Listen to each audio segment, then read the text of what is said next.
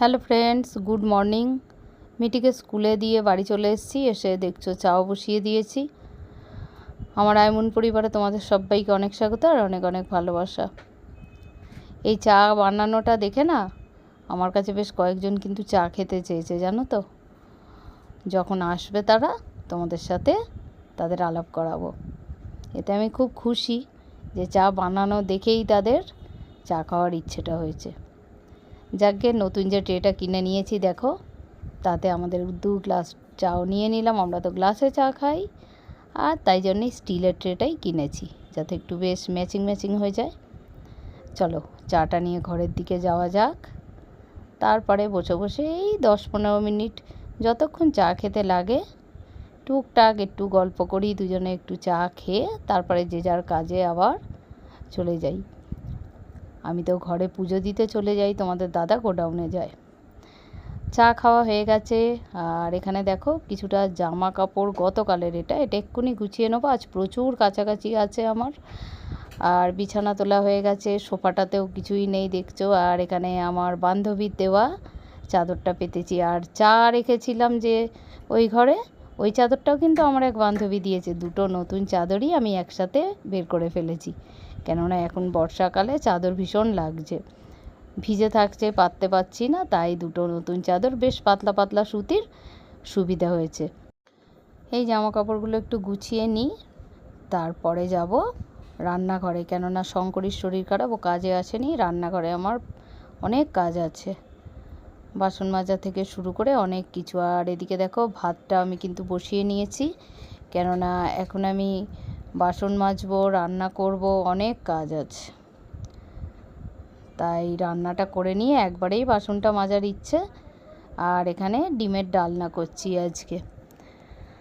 রান্নাটা সেরে একবারে বাসনটা মাজলেও আমার সুবিধে, কেননা বারবার বাসন মাজতে গেলে ভিজেও যাই নিজে, আর রান্না করতে করতে খুব অসুবিধে হয় একটা একটা করে বাসন নিতে।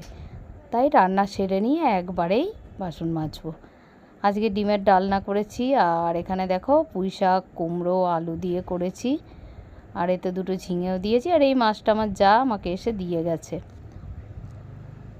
রান্না সেরে এখানে দেখো সব বাসনও মেজে ফেলেছি, মেজে এখানে গুছিয়ে রেখেও দিয়েছি। আজ অনেক দিন পর আমি বাসন মাজছি, কিন্তু আজকে বুঝতে পারবো না, কাল হয়তো একটু মনে হবে হাতটা ব্যথা ব্যথা করছে। আসলে তো একেবারেই এই কাজটা করা হয় না, কিন্তু না করলেও আবার নয়। তবে বেশি দিন আবার পারি না, জানো তো, তখন আবার মানে ঠান্ডা লেগে যায়। কিন্তু এগুলো এমনই জিনিস, ফেলে রাখার নয়, কাজে না এলেও ওরা আমাদের এগুলো তখন করে নিতেই হয়। রান্না করে বাসন মেজে নিয়েছি, এবারে কাচাকাচি করব, তারপরে স্নান পুজো।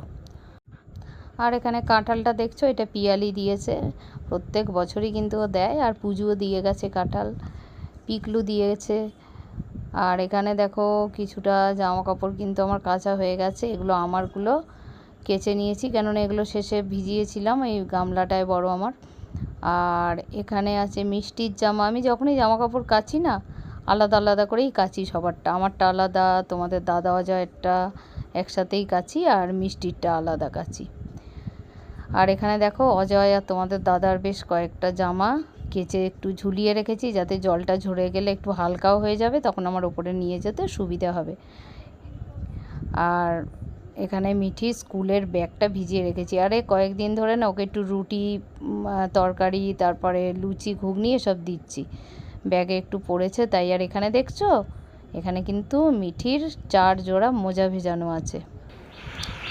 চলেও এসেছি ছাদে, বেশ রোদ উঠেছে সুন্দর, তবে এক্ষুনি কিন্তু বৃষ্টি হয়েছে প্রায় 15-20 মিনিট আগে, কিন্তু দেখো রোদটা উঠে ছাদটাও শুকিয়ে গেছে। আর এই দেখো এইগুলো দেখাচ্ছি, এই দড়িগুলো আমি কিন্তু এসে আজকে সকালে সব এখানে টাঙিয়েছি, কেননা আমার এদিকে শেডের তলায় দড়ি ছিলই না। তাই ভাবছি যে এখন না দিলে হবে না, বর্ষাকালে অনেক জামা কাপড় ভিজে থাকে, সেগুলো নিয়ে গিয়ে সিঁড়িতেই রাখি। তোমাদের বলি হচ্ছে যে ওই শেডের তলায় দিয়ে রাখি, তাহলে আবার সন্ধেবেলা তুলে নেব, সেটা ভালো হবে।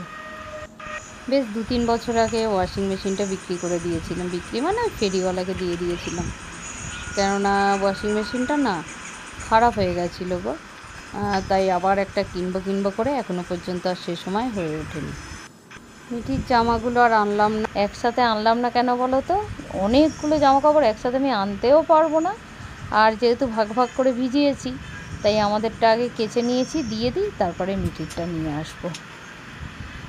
চলো, আজকের প্রচুর কাজ গো, প্রচুর কাজ। সত্যি ওরা কাজে না এলে তখন আমরা বুঝতে পারি।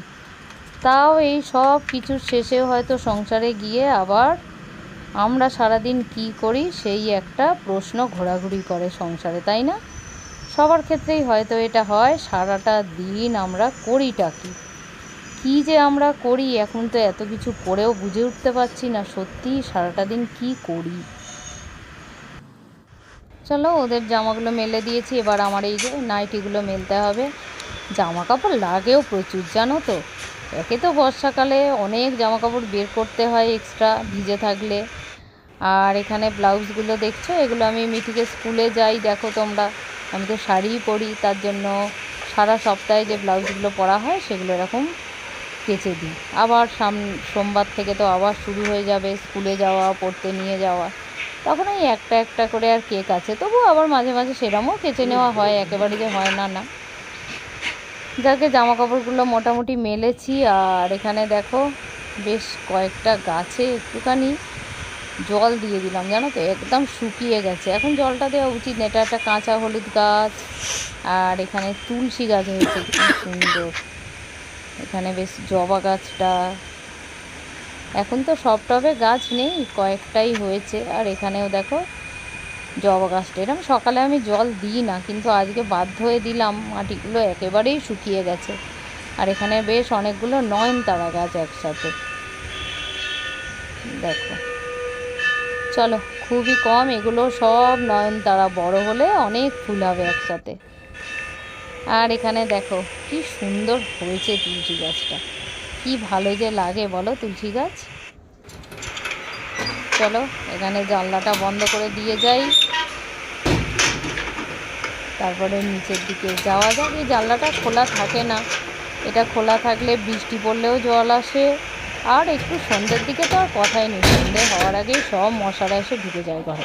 দেখা দেখা কি হচ্ছে দেখা। Hello friends, good evening. এখন বাজে 7টা, আর সন্ধ্যে টন্ধে দিয়ে এলাম। মিঠিকে এখন পড়াতে আসবে, তাই বসে আছি। মিঠি পড়তে বসলে তারপরে দেখি ঘরটা একটু গোছাবো। ঘরের অবস্থা খুব খারাপ আবার হয়ে গেছে, জামা কাপড় নেই, তবে বিছানাটা একটু গোছাতে হবে, চাদরটা একটু চেঞ্জ করব, এই হচ্ছে কাজ। আর আজকের ওইদিকে লাইটটা জ্বেলেছি তো, ওই জন্য এদিকটা অন্ধকার অন্ধকার লাগছে। মিষ্টি জেলে দিয়ে শ্যাম্পু করেছিলাম, চুলটা না শোকায়নি, জানো তো। আমি না ওই পুজো দিই যখন, তখন চুলটা না পেঁচিয়ে রেখে দিয়ে এর আগের দিন একদিন বলেছিলাম তোমাদের, আর আমার মনে থাকে না। আসলে রান্নাঘরে যাই, তারপরে রান্না করতে, চুল টুল তো আর খুলি না রান্নাঘরে গিয়ে, তাই সেই বাধাই থাকে। তারপরে খাওয়া দাওয়ার পরে সে একটু চুলটা যদি এরম তুলে দিয়ে একটু শুলাম তো শুলাম। আর আজকে তো সেরমভাবে শোয়া হয়নি, আর ওই একইভাবে ছিলাম, স্নান টান করে এই পুজো টুজো পুজো দিয়ে এসে খাওয়া দাওয়া করে তারপর একটু বসেছিলাম, জামা কাপড় তুললাম। এই দেখো আমার মেয়ে কি বানিয়েছে, জগন্নাথ দেব, জয় জগন্নাথ। আর একটা মালাটা বানিয়েছে, ছিঁড়ে গেল, মালাটা ছিঁড়ে গেল। একটা পুঁথি দিয়ে কি সুন্দর মালা বানিয়েছিল, জানো তো, প্রথমে দেখাচ্ছিল, ছিঁড়ে গেল হাত থেকে মেয়েটার। আসলে একদম সুতোটা মনে হয় পাতলা, ছিঁড়ে গেছে। চলো বন্ধুরা, ওইটুকু আর কি দেখাবো। এবার বিকেলের কাজ আছে রান্নাঘরে কিছুটা, আর চলো তাহলে। আর এবারে ঘরটা একটু বললাম, বিছানাটা একটু চাদরটা চেঞ্জ করব, করে আর জামা কাপড় নেই গো, সোফায় বসে আছি এখন পুরোই, এই দেখো ফাঁকা। আমার জামা কাপড়ে নেই, সোফাতেই রাখা হয়, তাই এই জায়গাটা যদি একদম দেখি বসা যাচ্ছে না, তখন মানে খুব খারাপ অবস্থা হয়ে যায়।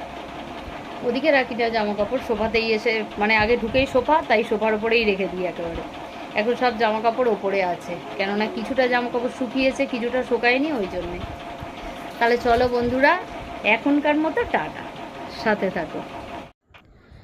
আর আজকের দেখো, গতকাল যে আমি পনিরটা এনেছিলাম সেটাই করেছি আলু দিয়ে, রুটি দিয়ে এটা খেতে কিন্তু খুব ভালো হয়।